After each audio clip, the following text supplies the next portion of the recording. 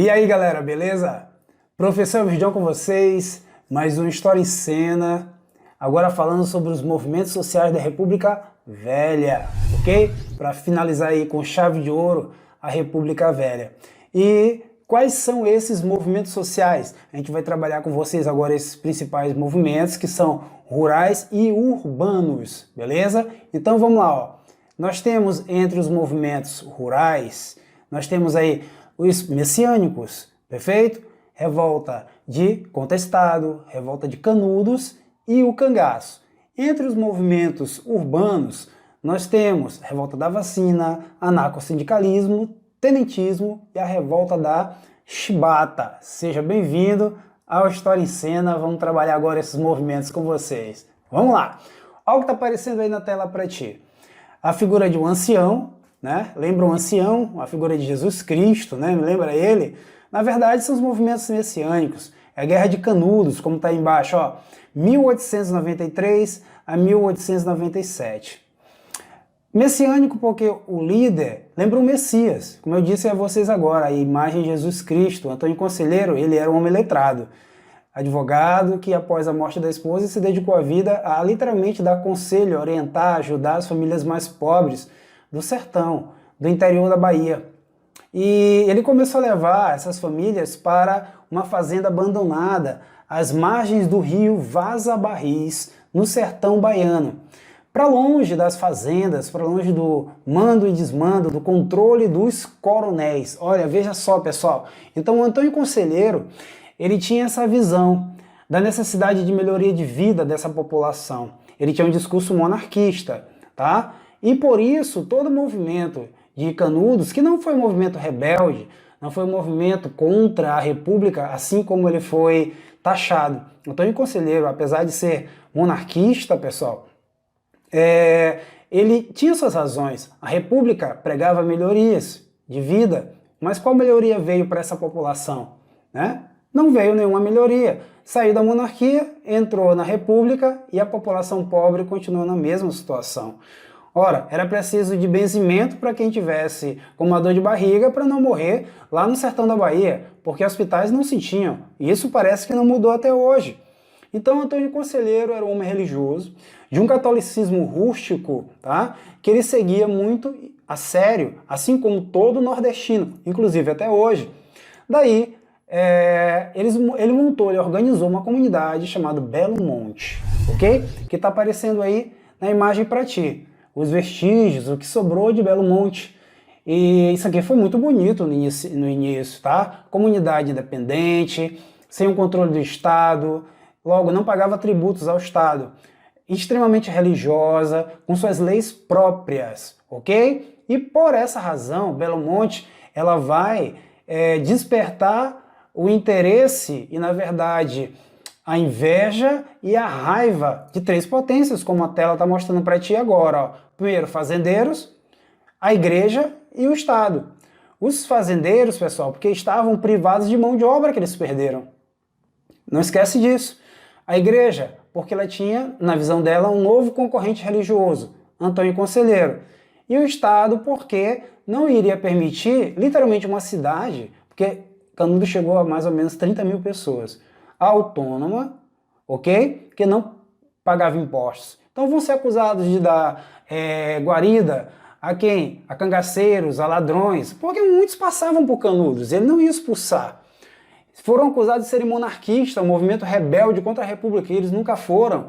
E aí 4 empreitadas militares foram implementadas contra Canudos, só na 4ª Canudos cai. Né? Antônio Conselheiro morre antes do fim da batalha, depois é exumado, o corpo dele é fotografado para mostrar para a população que ele não virou santo nem reencarnou, porque na época tinha essa ideia de que líderes poderiam reencarnar, por isso o movimento messiânico, né? Como era o caso lá de Contestado, que a gente vai falar daqui a pouco, que acreditava que o monge era a reencarnação do outro.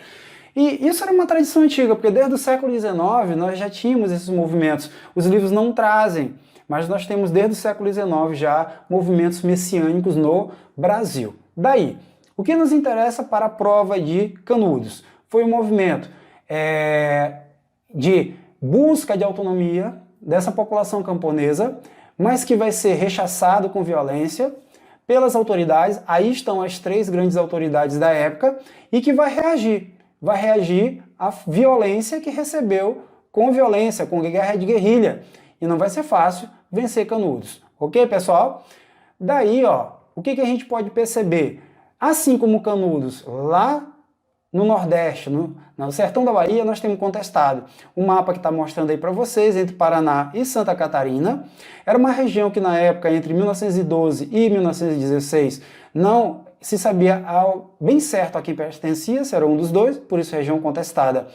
Percebam que está passando uma linha, uma estrada de ferro, que vai ser construída, segundo o governo na época, para trazer a modernização da região. Agora imagina, como a estrada de ferro Carajás foi construída, e ela passa aqui em São Luís do Maranhão, e muitas aldeias indígenas foram que perderam suas terras, nunca foram indenizadas, isso é uma realidade. Olha que nós estamos falando de século XX. Aqui, já no século XX, bem adiantado, na segunda metade do século XX, aqui no início do século XX, praticamente na saída do século XIX, a mesma coisa já acontecia e hoje ainda acontece no interior do Brasil, em várias partes do nosso país, infelizmente, tá?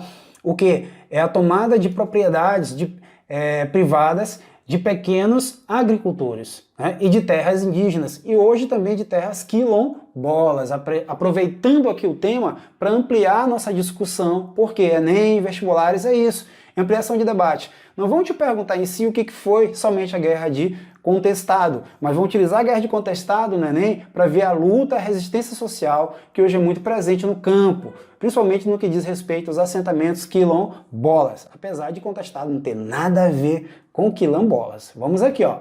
Pessoal, região entre, como eu já disse, Paraná e Santa Catarina, razões, falta de emprego, falta de terras, pobreza, né, do sertanejo daquela região. Sertanejo não é só Nordeste, sertanejo é sertão, é interior daquela região, tá? Exploração daquelas pessoas por fazendeiros que exploravam a erva mate, construção da estrada de ferro Brasil-Highway, perfeito? Instalação de madeireiras, tá?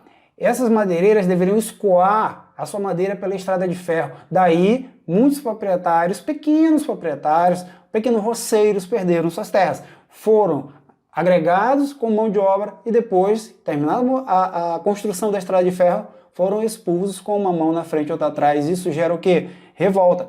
E aí algumas lideranças, como o João Maria, como está mostrando aí na imagem para vocês, de caráter religioso, assim como lá em cima, no Nordeste da Bahia, nós temos Antônio Conselheiro, sempre com um catolicismo muito próprio, a gente chama de catolicismo rústico, que é bem próprio do nordestino até hoje, pessoal. É só assistir o Alto da Compadecida que você percebe isso, de Ariano Suassuna.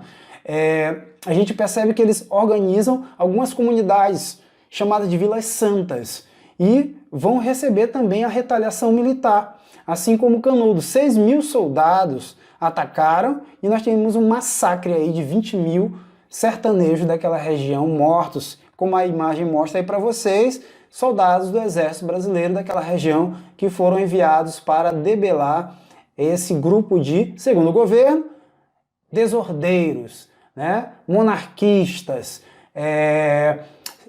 aqueles que buscavam independência, o fim da República do Brasil. Na verdade, nada disso aconteceu. Não eram desordeiros, não eram monarquistas, não era um movimento de secessão.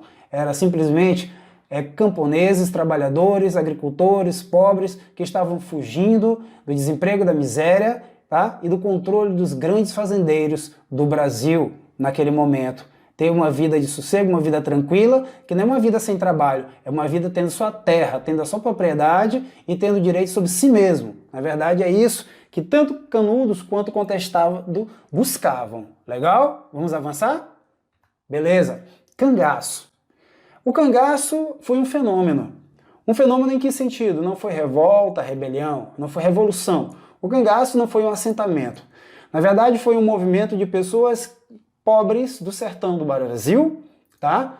Aí do sertão nordestino do Brasil, seja bem claro, aqui na região do Nordeste, que lutavam contra a pobreza e a miséria. O cangaceiro, na verdade, é um homem que viveu como um capanga, um guarda-costas de um coronel, e em um certo momento ele se desligou desse coroné, não sabe fazer nada a não ser utilizar as armas. Ou alguém que cometeu um crime e para não ser preso entra aí nos grupos de cangaço e acaba vivendo do que? Banditismo social, como está aparecendo aí na tela para ti. Ok, turma? Então, é uma forma de violência, sim, mas é uma violência contra a própria violência, como dizia Ariano Suassuna, que esse nordestino já vive. Ao assistir o Alto da Compadecida, você lembra quem foi perdoado pelo próprio Jesus Cristo? Quem foi o único que foi julgado por ele? O cangaceiro, justamente o assassino. E quando Jesus Cristo, que era negro no Alto da Compadecida, ele vem defender o cangaceiro e diz que ele não teve opção. Desde criança, invadiram a casa dele, a volante, os policiais assassinaram a família, ele cresceu na violência e a única coisa que ele conheceu foram as armas para poder se proteger. Então, na visão de Ariano Suassuna e do Cristo negro, do seu alto, ele está perdoado. Então veja, pessoal, não estou dizendo aqui que o cangaceiro não é um criminoso, pelo contrário, sim, é um banditismo social, uma violência que responde a outra violência, que é o desmando dos coronéis. Tá? Você já sabe muito bem, nós já estudamos isso. Então vamos aqui, ó, banditismo social. E aí nós temos uma imagem bacana, permitida, uma foto original de Virgulino e Maria Bonita. Olha aí, pessoal, Lampião, 1897, 1938, Virgulino da Silva. E o declínio do cangaço acontece na década de 30. Claro, na década de 30 é quando está dentro da Grande Depressão, que leva à queda de Washington e a subida pelo golpe de Vargas. E aí Vargas vai reprimir com todas as forças quem? O cangaço, tá, pessoal?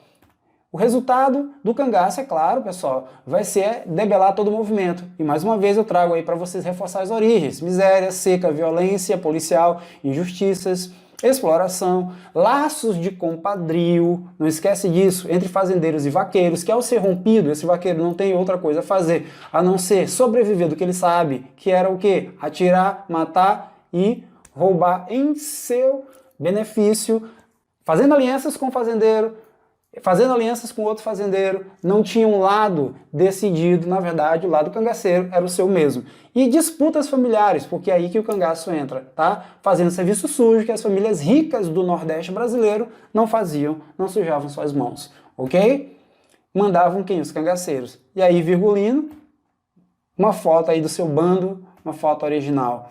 E algumas coisas, tu sabe que só o vídeo onde conta, né, pessoal? Expedita Ferreira Nunes, tá? Após a morte do pai e da mãe, em 1938, ela fica sob a guarda da tutela do tio, que é João Ferreira. E em 1932, isso, perfeito, ela vai nascer e hoje ela tem um pouco mais de 87 anos, tá? Perfeito? Que é a filha de Virgulino e Maria Bonita. E aí uma imagem de todo o grupo com as cabeças cortadas, que é para a sociedade saber que de fato não existe mais grupo de Virgulino, que foi acabado definitivamente. Assim como o Antônio Conselheiro foi exumado, tirado a foto para mostrar que ele estava morto, que ele não volta mais, tá? Meus amores, beijo no coração, vamos fazer atividade. Professor Elvir John, História em Cena, fica conosco, valeu!